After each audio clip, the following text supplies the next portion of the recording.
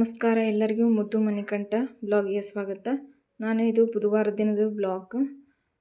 ಬೆಳಿಗ್ಗೆಯಿಂದ ಮಧ್ಯಾಹ್ನದವರೆಗಿನ blog share ಮಾಡೀನಿ. ಸ್ವಲ್ಪ ಬ್ಲಾಗ್ ಅಪ್ಲೋಡ್ ಮಾಡೋದು ಲೇಟ್ ಆಯಿತು. ಗುರುವಾರ ದಿನ ಅಪ್ಲೋಡ್ ಮಾಡೋಕ್ಕೆ ನನಗೆ ಆಗಲಿಲ್ಲ, ಸ್ವಲ್ಪ ವಾಮಿಟಿಂಗ್ ಇತ್ತು. ನಾನು ಅಲ್ಲಿ ಹೋಗಿದ್ದೆ, ಹಾಗಾಗಿ ಬರೋದು ಲೇಟ್ ಆಯ್ತು. ಸ್ವಲ್ಪ ಅಪ್ಲೋಡ್ ಮಾಡೋದು ಲೇಟ್ ಆಯ್ತು, ಹಾಗಾಗಿ ಲೇಟಾಗಿ ಅಪ್ಲೋಡ್ ಮಾಡಿದ್ದಕ್ಕೆ ನಿಮ್ಗೆ ಸಾರಿ ಹೇಳ್ತೀನಿ. ನಾನು ಇವತ್ತು ಬೆಳಗಿಂದು ನಾಷ್ಟ ರೆಡಿ ಮಾಡ್ಕೊಳಕತ್ತೀನಿ. ಚಪಾತಿ ಮಾಡ್ಕೊಳಕ್ಕೆ ಚಪಾತಿ ಹಿಟ್ಟನ್ನ ಅದಿಟ್ಟನೆ. ಆಮೇಲೆ ಇಲ್ಲಿ ರಾತ್ರಿನ ಕಾಬುಲಿ ಚೆನ್ನ ಅಂತಾರಲ್ಲ ಅವನ್ನ ನೆನೆಯಾಕಿಟ್ಟಿದ್ನೆ. ಈಗ ಅವನ್ನ ಕೂಸ್ಕೊಳಕ್ಕೆ ಹಾಕಿನಿ. ಸ್ವಲ್ಪ ಉಪ್ಪು ಹಾಕೊಂಡು ನೀರು ಹಾಕೊಂಡು ಕೂಸಾಕಿಟ್ಟಿನಿ. ಈಗ ಇಲ್ಲೇ ಒಂದು ಉಳ್ಳಾಗಡ್ಡಿ, ಒಂದು 2 ಹಸಿಮೆಣ್ಸಿನ್ಕಾಯಿ ಉದ್ದುದ್ದಕ್ಕೆ ಹೋದಿನಿ, ಒಂದು ಟಮಾಟೆ ಹಣ್ಣು, ಸ್ವಲ್ಪ ಮತ್ತು ಇದು ಹಸಿ ಅಲ್ಲ ಮತ್ತು ಬೆಳ್ಳುಳ್ಳಿ ಜಜ್ಜಿಟ್ಟಿನಿ. ಹೊಳ್ಳಿ ಸ್ವಲ್ಪ ಕೊತ್ತಂಬರಿ. ಈಗ ಒಂದು ಕಡಾಯಿಗೆ ಇಟ್ಕೊಂಡಿನಿ. ಅದಕ್ಕೆ ಒಗ್ಗರಣೆ ಮಾಡ್ಕೊಳಕ್ಕೆ ಸ್ವಲ್ಪ ಎಣ್ಣೆ ಹಾಕ್ಕೊಂಡು ಜೀರಿಗೆ ಸಾಸಿವೆ ಹಾಕ್ಕೊಂಡಿನಿ. 1-2 ಮೆಣಸಿನ್ಕಾಯಿ ಉದ್ದುದ್ದಾಗಿ ಹೆಚ್ಚಿಟ್ಕೊಂಡಿದ್ನೆಲ್ಲ ಮುರಿದಿಟ್ಕೊಂಡಿದ್ದೆ, ಹಂಗೆ ಅವನೇನು ಹೆಚ್ಚಿಟ್ಕೊಂಡಿಲ್ಲ, ಅವ್ನು ಹಾಕ್ಕೊಂಡಿನಿ. ಮತ್ತು ಉಳ್ಳಾಗಡ್ಡಿ ಹಾಕ್ಕೊಂಡು ಅವನ್ನ ಫ್ರೈ ಮಾಡ್ಕೊಳಕತ್ತೀನಿ. ಸ್ವಲ್ಪ ಫ್ರೈ ಆದಮೇಲೆ ಇಲ್ಲೇ ಇದನ್ನು ಹಾಕ್ಕೋಬೇಕು. ನಾವು ತರಿತರಿಯಾಗಿ ಜಜ್ಜಿಟ್ಕೊಂಡಿದ್ವಲ್ಲ ಶುಂಠಿ ಬೆಳ್ಳುಳ್ಳಿ ಪೇಸ್ಟ್, ಅದನ್ನು ಹಾಕ್ಕೊಂಡಿನಿ. ಅದನ್ನು ಹಾಕ್ಕೊಂಡು ಸ್ವಲ್ಪ ಬಾಡಿಸಿದಾದ್ಮೇಲೆ ಟಮಾಟೆನ ಹಾಕ್ಕೋಬೇಕು. ಟಮಾಟೆನ ಹಾಕ್ಕೊಂಡು ಅದನ್ನ ಸ್ವಲ್ಪ ಸಾಫ್ಟ್ ಆಗೋಂಗೆ ಬಾಡಿಸ್ಕೋಬೇಕು. ಸಾಫ್ಟ್ ಆಗೋಂಗೆಲ್ಲ ಬಾಡಿಸ್ಕೊಂಡಾದ್ಮೇಲೆ ಇದಕ್ಕೆ ಅರಿಶಿನ ಪುಡಿ, ಗರಂ ಮಸಾಲ, ಹೊಳ್ಳೆ ಉಪ್ಪು, ಧನಿಯಾ ಪೌಡ್ರ್, ಹೊಳ್ಳೆ ಸ್ವಲ್ಪ ಚೋಲೆ ಮಸಾಲೆ, ಹೊಳ್ಳೆ ನಾನು 1-2 ಚಮಚದಷ್ಟು ಕಡಲೆ ಹಿಟ್ಟು ಹಾಕ್ಕೊಂಡಿನಿ. ಯಾಕಂದರೆ ಇದಕ್ಕೆ ಯಾವುದೂ ಗ್ರೇವಿ ನಾನು ರುಬ್ಕೊಳಕತ್ತಿಲ್ಲ. ಏನು ರುಬ್ದೇನೆ ಈಸಿಯಾಗಿ ಕುಕ್ಕಾಗಿ ಯಾವ ಥರ ಮಾಡೋದು ಚೋಲೆ ಕರಿ ಅಂತ ನಿಮ್ಮ ಜೊತೆ ಶೇರ್ ಮಾಡ್ಕೊಳತ್ತೀನಿ.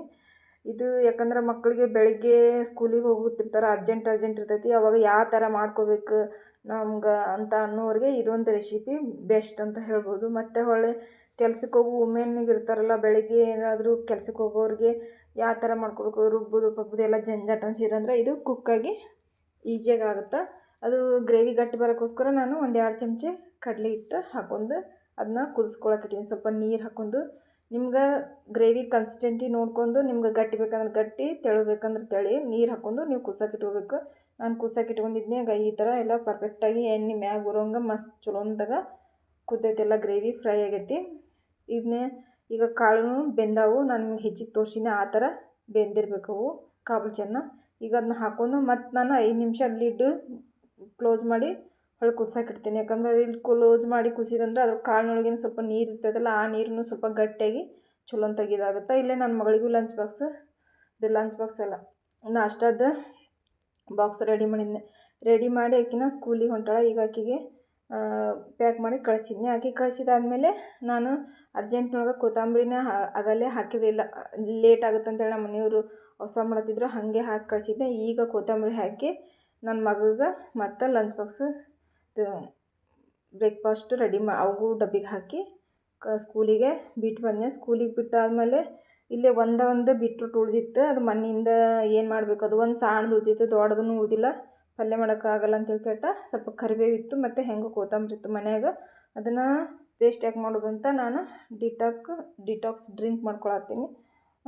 ಈ ಥರ ಒಂದೊಂದು ತರಕಾರಿ, ಏನು ಮನೆಯೊಳಗೆ ಯಾವ ಥರ ತರಕಾರಿ ಇತ್ತು ಆ ತರಕಾರಿಯಿಂದನೂ ನಾವು ಡಿಟಾಕ್ಸ್ ಡ್ರಿಂಕ್ಸ್ ಮಾಡ್ಕೊಂಡು ಕುಡಿಬೇಕು. ಹೆಲ್ತಿಗೆ ಭಾಳ ಒಳ್ಳೆಯದೈತಿ.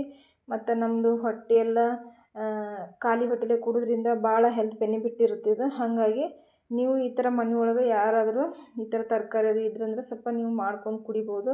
ಇದು ನನ್ನ ಮಗಳು ಸಣ್ಣಕ್ಕಿ ಭಾಳ ಇಷ್ಟಪಟ್ಟು ಕುಡಿತಾಳೆ. ಹಾಗಾಗಿ ನಮ್ಮ ಮನೆಯವರು ಇವಾಗ ನಾಷ್ಟಕ್ಕೆ ಬಂದರು, ಹಾಗಾಗಿ ಅವರಿಗೆ, ಆಕೆಗೆ ಮತ್ತು ನಮ್ಮ ಮನೆಯವ್ರಿಗೆ ಮಾಡಿಕೊಟ್ಟೆ. ಇದು ಸಬ್ಜಾ ಸೀಡ್ಸ್ ಅಂತಾರಲ್ಲ, ಅದು ಅಲ್ಲ, ಚಿಯಾ ಸೀಡ್ಸ್. ಅದನ್ನು ನೀರೊಳಗೆ ನೆನೆಯಕ್ಕಿಟ್ಟಿದ್ದೆ ರಾತ್ರಿ. ಈಗ ಅದನ್ನು ಹಾಕಿ ಈಗ ನಾನು ನನ್ನ ಮಗಳಿಗೆ ಮತ್ತು ನಮ್ಮ ಮನೆಯವ್ರಿಗೆ ಇದನ್ನು ಕೊಡತ್ತೀನಿ. ಈಗ ನನ್ನ ಮಗಳ ರಿಯಾಕ್ಷನ್ ನೋಡ್ರಿ ಹೆಂಗೆ ಮಾಡತ್ತಾಳೆ. ಭಾಳ ಇಷ್ಟಪಟ್ಟು ಕುಡಿತಾಳೆ ಆಕೆ. ಹಿಂಗೆ ಸೂಪರ್ ಆಗೈತೆ ಅಂತ ಹೇಳಕತ್ತಾಳೆ. ಆಮೇಲೆ ನಮ್ಮ ಮನೆಯವ್ರೂ ಬಂದ್ರೆ, ಅವ್ರೂ ಬಂದಿದ್ರು ಡ್ಯೂಟಿಯಿಂದ, ನಾಷ್ಟ ಮಾಡಿಕೊಡ್ಬೇಕಿತ್ತು ಅವ್ರಿಗೂ. ಹಾಗಾಗಿ ಇದನ್ನು ಮಾಡಿಕೊಟ್ಟೆ. ಇದನ್ನು ಕುಡಿದು ಸ್ವಲ್ಪ ಹೊತ್ತು ಬಿಟ್ಟು ಅವ್ರೂ ನಾಷ್ಟ ಮಾಡ್ಕೊಂಡು ವಾಪಸ್ಸು ಡ್ಯೂಟಿಗೆ ಹೋದರು. ನಾನಿಲ್ಲಿ ಒಂದು ಅಕ್ಕಿಲಿಂದ ಪಾಯಸ ಯಾವ ಥರ ಮಾಡೋದು ನಿಮ್ಮ ಜೊತೆ ಶೇರ್ ಮಾಡತ್ತೀನಿ. ಈ ಕಡೆ ದಿಲ್ಲಿ ಸೈಡ್, ನಮ್ಮ ಕಡೆ ಸೌತ್ ಇಂಡಿಯನ್ ಕಡೆ ಈ ಥರ ಮಾಡೋಂಗಿಲ್ಲ, ಈ ಥರ ನಾರ್ತ್ ಇಂಡಿಯನ್ ಕಡೆ ಮಾಡ್ತಾರೆ. ನಾರ್ತ್ ಇಂಡಿಯನ್ ಸ್ಟೈಲ್ನೊಳಗೆ ನಾನು ಈ ಥರ ಅಕ್ಕಿಲೇ ಪಾಯಸ ಯಾವ ಥರ ಮಾಡೋದು ರೆಸಿಪಿನೂ ಶೇರ್ ಮಾಡತ್ತೀನಿ ಇದ್ರೊಳಗೆ. ಈಗ ಮಧ್ಯಾಹ್ನ ಊಟಕ್ಕೆ ಆಗುತ್ತೆ ಅಂಥೇಳಿ ಹಾಲು 2 ದಿನ ಆಗಿತ್ತು. ನನ್ನ ಮಕ್ಕಳು ಕುಡ್ದಿರಲಿಲ್ಲ. ಇಲ್ಲಿ ಹಾಲು ಮೊಸರು ಮಾಡೋಕೆ ನಮ್ಮ ಮನ್ಯಾಗ ಮೊಸರು ಹೆಪ್ಪಿಗೆ ಹಾಕೋಕೆ ಮೊಸರು ಇರಲಿಲ್ಲ.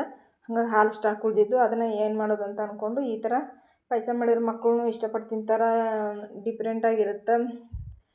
ನಾವೇನು ದಿನ ಈ ಥರ ಸ್ವೀಟ್ ಜಾಸ್ತಿ ಮಾಡೋಂಗಿಲ್ಲ, ಅವಾಗವಾಗ ಮಾಡ್ತಿರಂಗಿಲ್ಲ, ಯಾವಾಗಾರ ಒಂದೊಂದು ಸರಿ ಮಾಡ್ತೀವಿ. ಈ ಥರ ಮಾಡ್ಕೊಂಡ್ರೆ ಸರಿ ಚಲೋ ಅನಿಸುತ್ತೆ ಅಂತಂದು ಮಧ್ಯಾಹ್ನದ ಹೆಂಗೂ ಚೋಲೆ ಮತ್ತು ಚಪಾತಿ ಹಿಟ್ಟು ಉಳಿದಿತ್ತು. ಸ್ವಲ್ಪ ಚಪಾತಿ ಚೋಲೆ ಆಗುತ್ತೆ, ಸ್ವಲ್ಪ ಅನ್ನ ಸಾಂಬಾರು ಇದನ್ನು ಮಾಡಿದ್ರಂದ್ರೆ ಮಧ್ಯಾಹ್ನ ಊಟಕ್ಕೆ ಆಗುತ್ತೆ ಅಂತ ಹೇಳ್ಬಿಟ್ಟು ಮಾಡ್ಕೊಳಕತ್ತೀನಿ. ಇಲ್ಲೇ ಒಂದೆರಡು ಕಟೋರಿ ಆಗಂಗಿಲ್ಲ, 1.5 ಕಟೋರಿ ಅಷ್ಟು ಅಕ್ಕಿ ತೊಳೆದು ನಾನು ಹಾಲು ಹಾಕಿ ನೀರು ಹಾಕಿ ಅದನ್ನ ಸಿಟಿ ಹೊಡ್ಸ್ಕೊಂಡೆ. 3-4 ಸಿಟಿ ಹೊಡ್ಸ್ಕೊಂಡೆ. 3-4 ಸಿಟಿ ಹೊಡ್ಸ್ಕೊಂಡಾದ್ಮೇಲೆ ಕುಕ್ಕರ್ ಬೇಕಾಗಿತ್ತು ಬ್ಯಾಳಿ ಸಾಂಗ ಇಲ್ಲಿ ಇಟ್ಟು ನೋಡಿ ಬ್ಯಾಳಿ ಕುದ್ಸಕ್ಕೆ.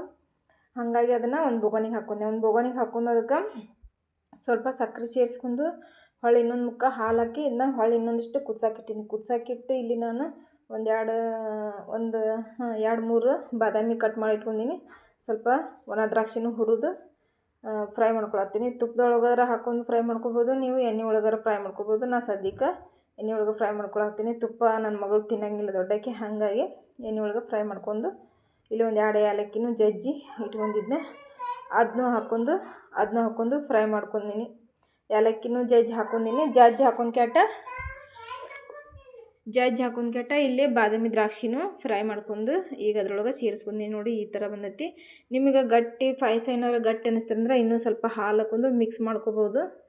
ನಾನು ಈಗ ಬಿಸಿ ಐತಲ್ಲ ಸ್ವಲ್ಪ ಅಳಕೆ ಅನಿಸುತ್ತಾ, ಆಮೇಲೆ ನೀವು ಆರಿದ ಮೇಲೆ ಗಟ್ಟಿ ಆಗುತ್ತೆ. ಹಾಗಾಗಿ ನಾನು ಗಟ್ಟಿ ಆತಂದ್ರೆ ಇನ್ನೊಂದು ಸ್ವಲ್ಪ ಹಾಲು ಸೇರಿಸ್ಕೋಬೇಕಂತೇಳಿ ಇಲ್ಲೇ ಸೈಡಿಗೆ ಹಾಲನ್ನು ಕಾಸ್ಕೊಳಕ್ಕೆ ಇಟ್ಟಿನಿ. ಇಲ್ಲೇ ಸಾಂಬಾರು ಬ್ಯಾಳಿಗೆ ಸಿಟಿ ಹೊಡಿತು, ಅದನ್ನು ಸ್ವಲ್ಪ ಒಗ್ಗರಣೆ ಹಾಕ್ಕೊಂಡು ಮಧ್ಯಾಹ್ನದ ಚೋಲೆ ಮತ್ತು ಚಪಾತಿ ಹಿಟ್ಟಿತ್ತಲ್ಲ ಅದನ್ನ ಚಪಾತಿ ಮತ್ತು ಅನ್ನ ಸಾಂಬಾರು ಪಾಯಸ ಮಾಡ್ಕೊಂಡೆ. ಮಧ್ಯಾಹ್ನದ ಊಟ ಈ ಥರ ಇತ್ತು ನೋಡಿರಿ.